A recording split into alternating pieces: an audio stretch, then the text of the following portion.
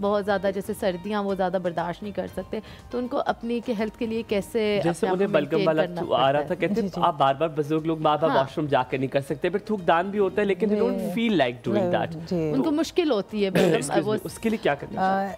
होता है कि एल्डरली लोगों में जैसे ज़रूरी है कि अगर 60+ हो स्पेसिफिकली कि वो न्यूमोकॉकल वैक्सीनेशंस लगवा लें।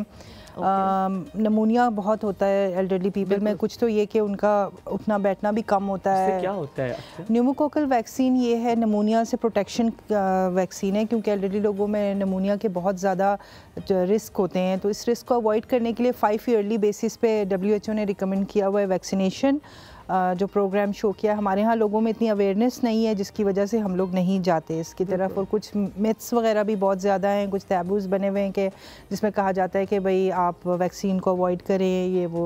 हालांकि vaccination is a good thing. मैं स्पेसिफिकली आमना से बात करूँगी कि आप अपनी मदर को लाजमी वैक्सीनेशन करवा लिया करें। हर 5 साल में आपको एक वैक्सीन लगानी होती है, जिसको ये वैक्सीन कहते हैं न्यूमोकोकल वैक्सीन कहते हैं इसको। यानी आप किसी से भी बात कर लें, NIH से लग जाती है, कहीं से भी लग जाती है, आप उनको स्पेसिफिकली बोलें कि आपने नमूनिया का वैक्सीन लगवाना है, तो वो फिर आप एक दफ़ा लगा लेते हैं तो 5 साल के लिए प्रोटेक्शन होती है। सवाल को आगे कंटिन्यू करें कि कुछ लोग जो है वो अपना रेशा जो है वो नाक से अंदर दोबारा वापस लेकर जाते हैं, don't throw it out, because उनके अंदर एक कॉन्सेप्ट नहीं है कि हाउ टू ब्रिंग, पता नहीं मैं कैसे सवाल करूं कि आपको मुंह तक कैसे लाना है, देयर इज अ प्रोसेस, अगर आप समझ रही हैं उसको फेंकने की, लेकिन वो न्यू करते हैं and then they take it inside, blow out नहीं करते। उसके लिए फिर आपको नेबुलाइजेशंस वगैरह करनी होती है। होता है ये कि म्यूकस जो है वो समटाइम्स इम्पैक्ट भी होता है आपके एयरवेज में, यानी वो जमा हो जाता है वहाँ पर।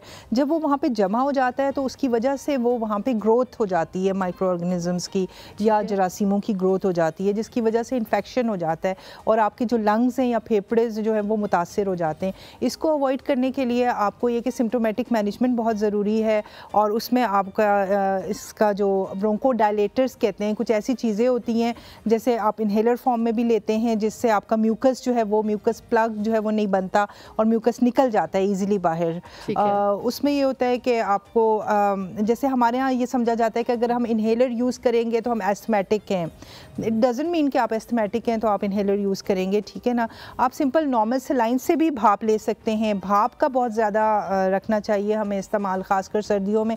जैसे मैंने शुरू में ये बात की थी कि ड्राई हमारी स्किन होती है, हमारी नोज़ जो है वो ड्राई होती है, थ्रोट ड्राई होने की वजह से हमें ज़्यादा जर्म्स वगैरह। आम रूटीन में भी इसको हिस्सा बनाना, जी आम रूटीन में भी हिस्सा बनाएं। सेलाइन जो है, सेलाइन यानी नमक वाले पानी का बहुत ज़्यादा इस्तेमाल करें कि आप उससे गॉगल्स करें, गरारे करें। इसके अलावा थोड़ा सा नमक का पानी लेकर नीम गरम, उसको आपने नाक में स्निफ करना है, लाइक यू डू वज़ू, ठीक है, जैसे वज़ू करते हैं उसी तरह से।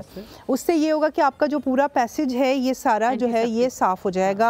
इससे आपने अच्छी बात की है। मैं कराची जाने से पहले मैं कराची जाने से पहले मेरा भी तबीयत बहुत ख़राब थी, मुझे फ्लू भी था, मेरा गला ना जिस तरह स्टार्ट में नहीं होता कि हेलो मैं ख़राब होने वाला हूँ, पता चल रहा था मुझे। मैंने हर रोज़ बस सिर्फ गरारे किए नमक के and it did not go ख़राब, ठीक है। उसने कहा नहीं जी, मैंने कहा तू भी लगा रहे, मैं भी लगा रहूँगा।